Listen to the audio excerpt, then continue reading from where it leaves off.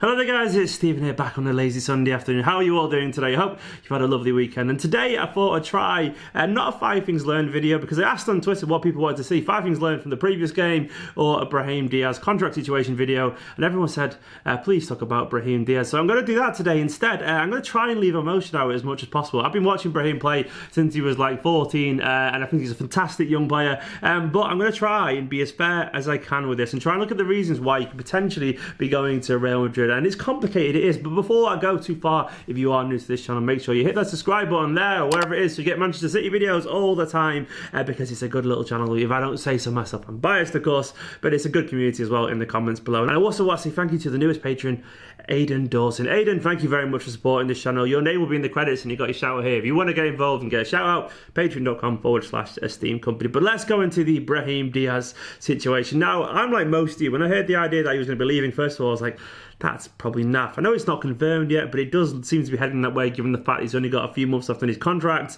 just over half a season. And it seems to be that he's not going to sign anytime soon. He could, of course, sign a new contract, but all signs seem to point towards a return to Spain, with Real Madrid in particular, the touted destination. Now, when I first heard that Real Madrid news, my reaction was, Real Madrid? Really? Of all places? I can kind of understand the frustration for lack of game time, given how good he is, and given the fact that he's also kind of fallen out of favour at a Spanish youth level, given the fact that the players he are competing against now have played 70 to 100 games in their pro career now, where he's played barely any. So he's starting to fall out of favour in the Spanish career, which is not everything, but definitely shows a sign that he's behind some of his peers. And he's also struggling to get on the bench, given that Phil Foden has that youth bench spot, seems to be tied up at the moment. It's not to say that he doesn't deserve games, it's just that it seems to be very hard to get there. Whether that's fair or not, that's a discussion for another video, but I understand his frustration on that front. But to me, on the surface, Real Madrid seemed quite a strange choice. Surely there are a whole host of clubs across Europe, and there definitely will be, who want a player with as much talent, as much promise as Brahim Diaz. And I'm going to try and look at why he could be going to Real Madrid. Now, as I said, firstly,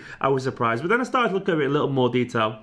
And you've got to look at Real Madrid's front line in general. Ronaldo has now gone, Benzema is ageing, and obviously Gareth Bale's injury prone and generally unreliable. And Real in general are in a very bad kind of transitional phase at the moment. Zidane's gone, Ronaldo's gone, that guarantee of trophies seems to have disappeared, even if just cup competitions. And Asensio is having kind of a tough season. In general, you only have to look at the current results and the general aura around Real Madrid, and it's quite negative. Just look at the bench from yesterday. They got beat 3-0 by Eibar, struggling lowly Eibar. And the bench had Lucas Vazquez, Kiko Casilla, Federico Valverde, Daniel Carvajal, Isco, Vinicius Jr., Javi Sanchez de Philly. It isn't the whole Galactico bench that you used to associate. Don't get me wrong, there's some very good players there, but it is a squad that kind of does climb out, just kind of cry out for some big names in that thing. Now, Brahim isn't the big name, but he probably potentially sees a gap in that squad for some fresh new talent. And my initial reaction was as well, like most years, do Real Madrid actually give kids any game time at all? And I thought surely they don't, but then I started looking at some details of the actual squad. And there is actually a precedent of Real Madrid players that they brought through the academy, either sold them for cheap and bought back or loaned out, and given them a route into the first team. You've got to look at Carvajal, Nacho, Lucas Vazquez, Marcos Llorente, Mariano Diaz. And in general, they've got a reputation of bringing some of these young players through and giving them good loans and eventually slowly bringing them into the first team. I know some of those players are older than others, but they do tend to bring them back. Even just the way they bring some young players into their squad, loan them out a little bit, then bring them back, like Casemiro and Asensio spring to mind. It seems to work for Real Madrid, and it seems to be a viable option for those players. Now, a lot of people will turn around and say, well, why doesn't he just go on loan at Manchester City? Well, I think the idea is that there's no precedent that a loan at Manchester City actually results in a first team move. Think about the players that have done well on loan at Manchester City. Manu Garcia did really well at one point, then you got Angelino, you got Manfeo and Gascon. None of these players got anything other than a solitary pre-season game in the first team. Now, whether they deserve that or not, that's up to you to say, and not up to me to say either personally, but the point is, there's no precedent yet that a loan move will actually get anywhere. Ask Patrick Roberts for that, a standout player for Celtic over in the Scottish Premiership, but still nothing, not even a sniff of first team football at Manchester City. It seems very hard to see any route for these young players going out on loan. In general, they tend to just be sold on for cheap. So Brahim probably thinks, yeah, I could go out on loan to Girona, but you're probably going to sell me anyway, so I'd rather just leave and go to a club that actually has a plan of bringing these youth players that they've loaned out into the first team. Now as well, if you look at the quality of the loans that some of these Real Madrid players have actually been getting, it's actually a level above the players that we have been loaning out. Leverkusen for Carvajal, Casemiro went to Porto, Asensio went to Espanyol, Lorente, Alaves. The last two, maybe we could potentially do that. But in general, our young players have been going to NEC Breda or Toulouse. And with all due respect to those clubs, they're not Leverkusen or Porto. And Real Madrid seem to have an ability to get these young players a loan move and then bring them back in a year or so.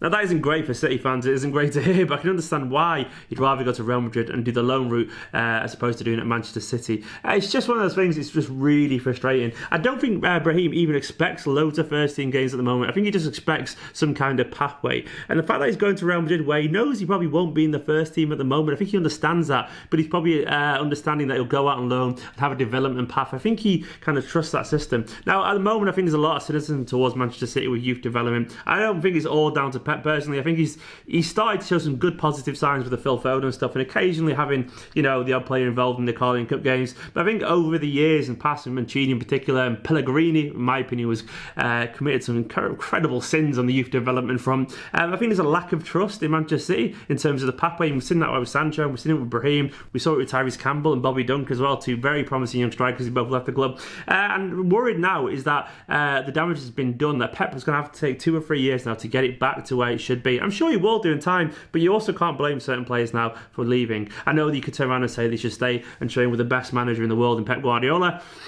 but they've only got short careers, and for a young Spanish like Brahim Diaz, obviously the club like Real Madrid are absolutely idolised there. To go and play in Spain again, only be a couple of hours away from Malaga where he grew up, be a sunnier climates and see a pathway, and even play professional football in a B team if he wanted to. At the moment he's playing no football at all. He doesn't even play for the EDS. He doesn't go out on loan, obviously. He does nothing other than kick a ball on a training pitch. For him, I can see the appeal. Now personally, if he was going to leave, I'd like to see him go somewhere like one of the slightly lesser, bigger European clubs where he's going to get football. I don't know, like a Borussia Dortmund, for example, like Sancho did, someone like that. But he isn't going to do that. I kind of understand also why I'd rather be at Real Madrid. On the surface, it looks weird, Madrid, but then you look at Asensio and Carvajal and so on, and all these players, there is actually a pathway there that's kind of well trodden and actually proven. At the moment, we haven't got that proof of a pathway other than Phil Foden, and Phil Foden has Brahim Diaz's slot.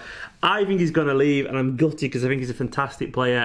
He's probably behind Foden at the moment in terms of development, but it's because he's not been getting on the pitch. At one point, they were kind of neck and neck, but Foden's been getting the game time slowly but surely, and now when he comes on, he looks comfortable. Brahim just doesn't get the game time, and he can't keep up as a result. Game time is absolutely everything. I hope he stays, I really do, and I hope we find a way to give him game time and give an amicable solution to his talent, but I can really see him leaving. Unfortunately, I can slightly understand it. I can almost understand the Real Madrid move. There is some logic behind that. He's going there and seeing a bunch of young players like Nacho, Vasquez, Carvajal, Asensio, a young Spanish players getting a career at Real Madrid, either via their own academy system, loans, or a very cheap transfer. And he probably thinks that could be me. And also, he probably sees the Real Madrid squad at the moment and thinks, you know what, I've got a chance here, because that is a team looking for an identity, and he could be the poster boy. And he's gutting, absolutely gutting. That's just my take on it. Do I think it'll happen? I think it probably will. And I also sadly kind of understand, well, it might. Anyway, what is your take on it? I don't really, I'm not going to say if you're right or wrong in terms of you think he's good enough or not. All I know he is genuinely a very good young player. You don't really want to lose your very good young players, do you? Because they are the future of the club potentially. And he's a lovely lad, Brahim Diaz, and I know he wants to stay, but he also wants to look after his football career, and I don't really blame him. Anyway, guys, if you haven't already, go and check out my match reaction video from yesterday's game. Let me know your thoughts on the Brahim Diaz situation in the comments below. Subscribe if you're new to this channel, and I will see you soon. Hey guys, it's Stephen here. Thanks for watching this video. Once again, I want to say thank you to all the people who've stuck by me on the Patreon over the past few months while I've been getting my life in order, if I'm being totally honest. But all these names scrolling down the side of the screen, guys, you're all absolute heroes. If you want to get involved, feel free to head over to patreon.com/Esteemed Kompany. If not, just carry on watching these videos, and I appreciate you all absolutely loads. See you in a bit, guys.